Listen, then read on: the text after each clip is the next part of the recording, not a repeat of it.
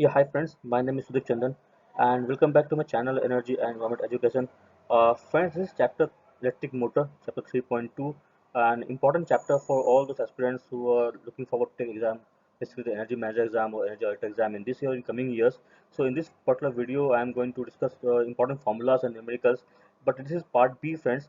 Part A I have already uploaded in my channel. You can go through, and in that channel, in that particular video, also have highlighted some of the key important formulas and numericals on electric motor chapter.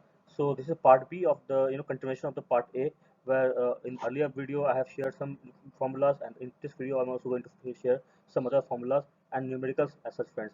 Also, I'm going to highlight you the important aspects where you can focus on basically examination point of view, friends. So let's start today's video, and but before we start, again I'm going to request you please to subscribe my channel, because really that will motivate me to prepare more such videos in coming days and post for you, because I'm going to make a lot of videos on different chapters and important formulas and numericals. Also, I have prepared a lot of videos on different chapters, basically theory part, where you can see the concepts and other important areas that are important for you for the examination point of view. So you can go to the channel, you'll find number of videos. This video is basically for the formulas and numericals, but if you want to have the entire content wise, chapter wise, that also video is available there on different chapters from the BEE book, friends. Also, I would like to add here, this is not only for the BEE examination or energy manager, energy auditor examination. Also, any engineer who is pursuing or have already pursued and they want to switch career into energy field. Also for other exams, also basically electric motor is important for all engineering exams on basically who are from electrical background, friends. So all the engineers who are from electrical background, from mechanical background, for them also these videos and upcoming videos will be helpful for them to prepare for different type of examinations, and also to build up their concept, friends, and better understanding on these different chapters, friends. So please go through the different videos that I posted on this channel. Hopefully you like them and you understand with a better understanding and better concept building, friends. And also, if you're trying to switch career in energy domain, for them also these videos can be really equally useful, friends. So please go through those videos, and let's start today's video, part B, with important formulas and numericals, which will be continuation of part A. The chapter will be electric motor, friends.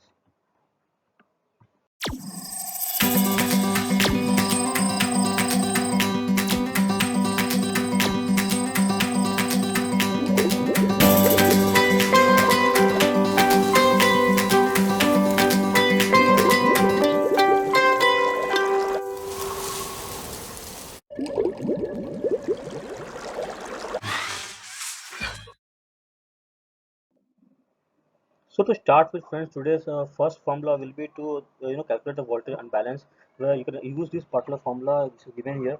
That is, voltage unbalance equals to maximum deviation from mean of voltage AB, BC, CA, and divided by the mean of voltage VAB, VBC, VCA. So you can see this is very simple formula which you can apply, and you will have the line to line voltages given inside the numerical questions, and just you need to apply the formula and calculate the voltage unbalance, friends. It's a very important formula. You may expect to have this type of question in basically a short answer type numerical based question, friends, and also can be a part of long answer type question also, friends, where you may be asked to calculate the voltage unbalance. So these things will be given you. The line to line voltages are given, like suppose for example they are giving here VAB, I mean face to face voltage given here 410, and then VBC, that is 417, and VCA is 408. Now among this all the three line voltages you can see here, your line to line voltage you can see here, VBC is the having the highest uh, figure here, that is 417. So you can see here how do you calculate the voltage imbalance. So maximum deviation from mean. So first of all you have to calculate the mean of the all the three voltages, friends. So how to calculate the mean? That is very easy to calculate. That you should know. Basically, you have to add all these three voltages 410, 417 plus 408 and divide by 3. With this, you will get the mean voltage, or you can say average voltage. So it is 411.7 is the mean voltage that you can calculate. So you have got here the mean of all these three voltages, friends. So you can put it here. Now coming to the upper part, you can see here maximum deviation from the mean. This means maximum deviation is the 417 minus 411.7. So if the mean is 411.7 and maximum voltage you have here is 417. So maximum deviation will be 417 minus 411.7. So just to divide this mean, maximum deviation from mean, by the mean into 100, you'll get the percentage voltage imbalance. It's a very simple formula, friends, but it's a very useful formula, and you should remember it because number of times you can expect this type of questions. Earlier also it has come and can come in the coming exam also, friends.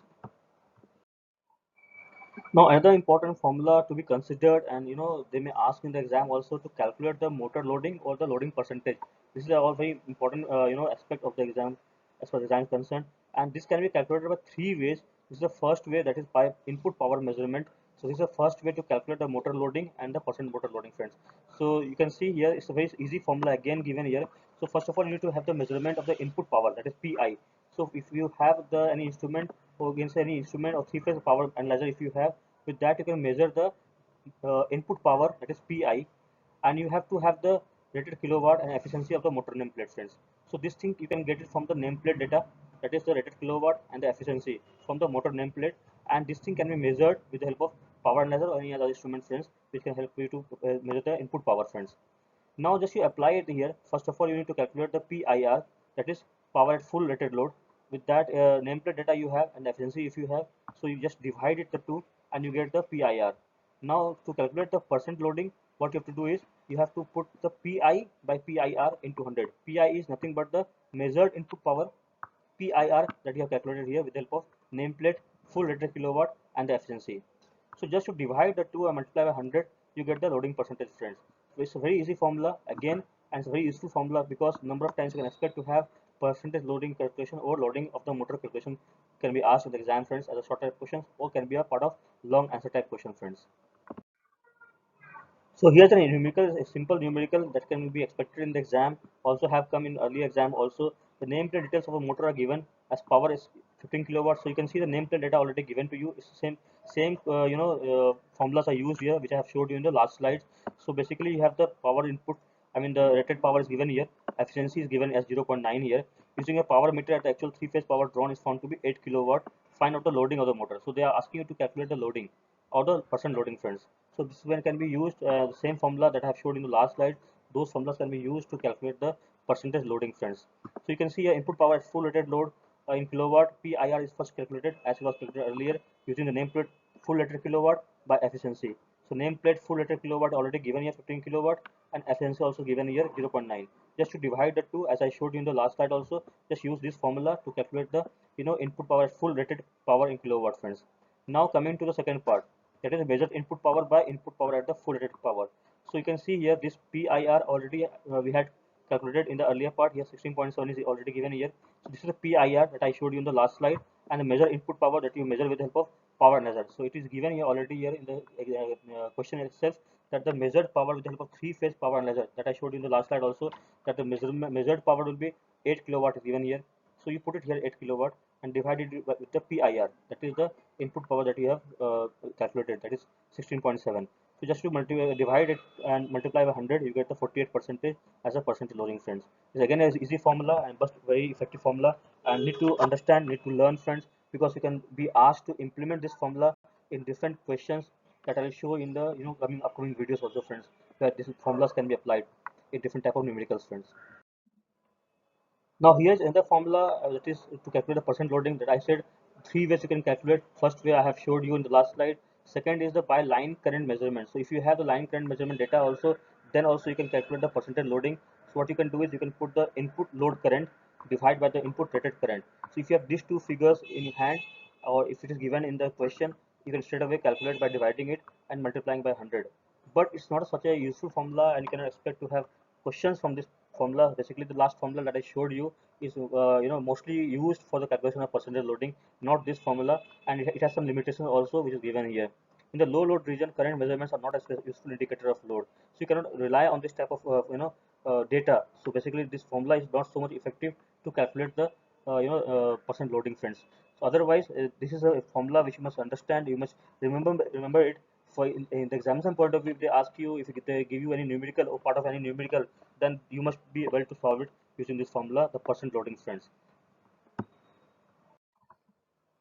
Now this is the third way to calculate the percentage loading. This with the help of slip. Slip already I have discussed in the earlier video that I have posted part A. You can go to the formula of slip, and you can apply here this formula and calculate the percentage loading. So in the exam they may either give you to calculate first of all slip and then apply it and use this formula to calculate the percentage loading, or they may give you the value of slip, and directly you may apply this formula and calculate the percentage loading, friends. So they may either give you a slip as a number, or they may ask you to calculate slip first, then calculate this percent loading, friends. This is a very important formula and very effective formula for the examination concern, because they may ask you questions, maybe for arbitrary questions, where they may ask you to calculate percent loading giving these all parameters, or they may ask you as a short answer type numerical based question, friends, where they will ask you to calculate slip also, and in part B they'll ask you to calculate the percent loading, friends. It's a very important formula for you to understand. Just the formula, if you see here, it is load percentage, you can calculate here slip by SS minus SR into 100%. That is where load equals to output power as percentage of load rated power, that has to be calculated. Slip, synchronous speed minus measured speed in RPM. SS is a synchronous speed in RPM. SR is the nameplate full load speed. So all these things they will provide you in the exam. Just you need to understand, and you need to apply it here to calculate the percent loading, friends, in the exam if it comes. Now, just to show you a numerical on the basis of the second last slide that I've showed you the formula, where the slip load calculation is given here. So with the help of slip, you are calculating the load or percentage loading, friends. So same what I have showed you in the last slide, those things are given here. All the parameters are given here, like the synchronous speed in RPM is given at 50 hertz. Then synchronous speed equals to 120 by F by P. So either they'll give you synchronous speed directly, or they may ask you to calculate it again. So by giving the frequency and number of poles. So again, you can see nameplate full load speed also is given here. Measured speed in RPM is given here. Nameplate rotated power is given here. All these things are already given here. Just you need to substitute it and apply this formula, the last formula that I showed you in the last slide. And that formula you can apply it here, and you can calculate the percentage loading, friends. It's a very easy formula, and you need to understand why and how it is applied, friends. And sometimes what happens, like the if you want to calculate the percent loading by using slip formula, there will be some variation, basically just to confuse you, or maybe if you're not aware of it, this particular formula, then you will be lost in the exam, friends. So not only slip and ss by minus sr into 100 percentage, that's what I showed you, the numerical, and also the the formula in the last slides. So not only that will be given, apart from this, they will also give you the voltage.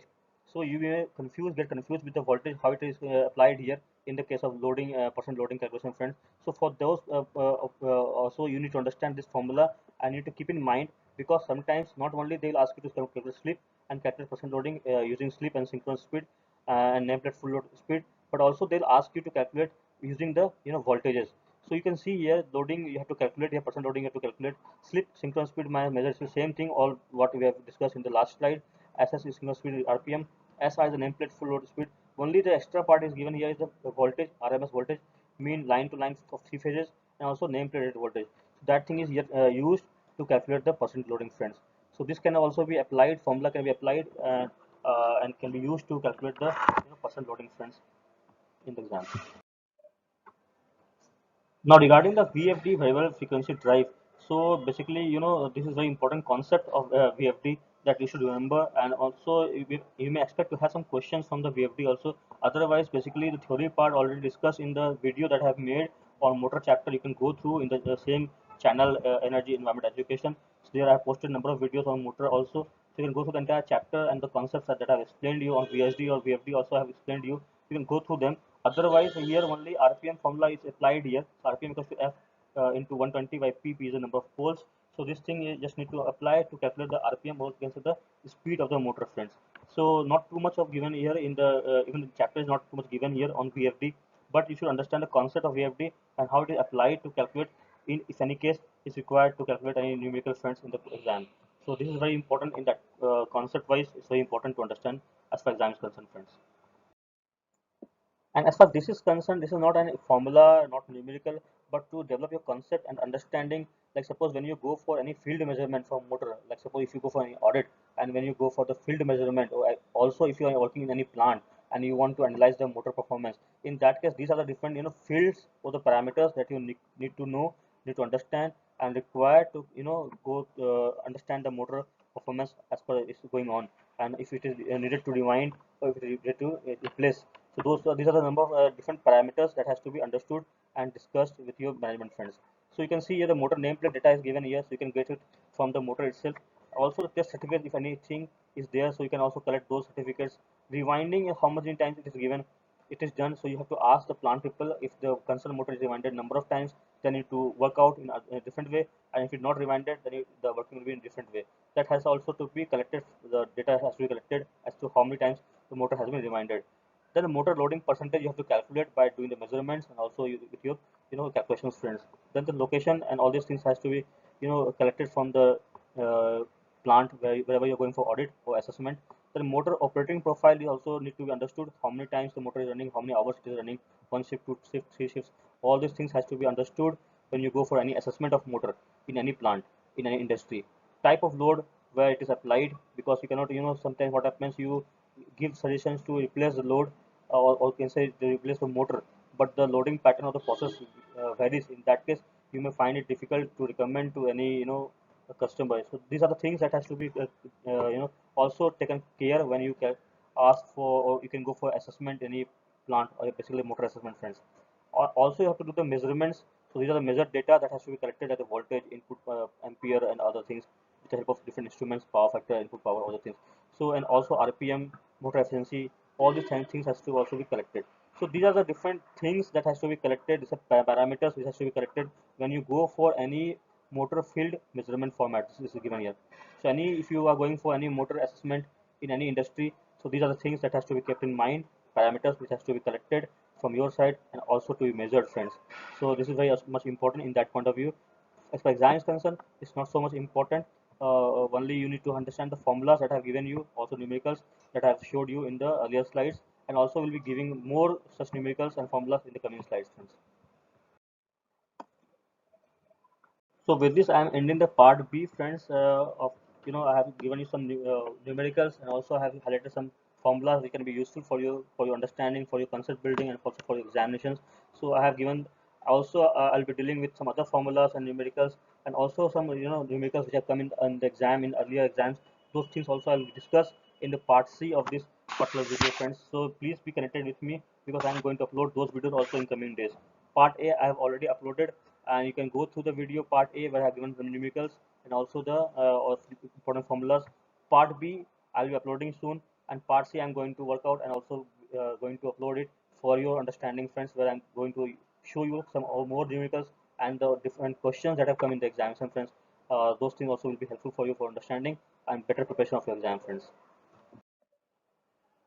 And before I leave, friends, just again I'm just trying to request you, please do subscribe my channel, because I have not received too many subscribers. Also views are not too many counted, so I'm getting demotivated a bit. So please support me to have some subscribers. This will help me to motivate me to prepare more such videos and help you out with other different topics for your understanding, for your concept building, also for your career growth, not only for energy management exam, also from other fields basically related to energy and environment sector, friends. So I'm going to upload you number of videos that I made already, prepared it. Just need to upload them slowly one by one, and you can be connected with me. If you have any queries, you can write me down on this number, and this is my email ID.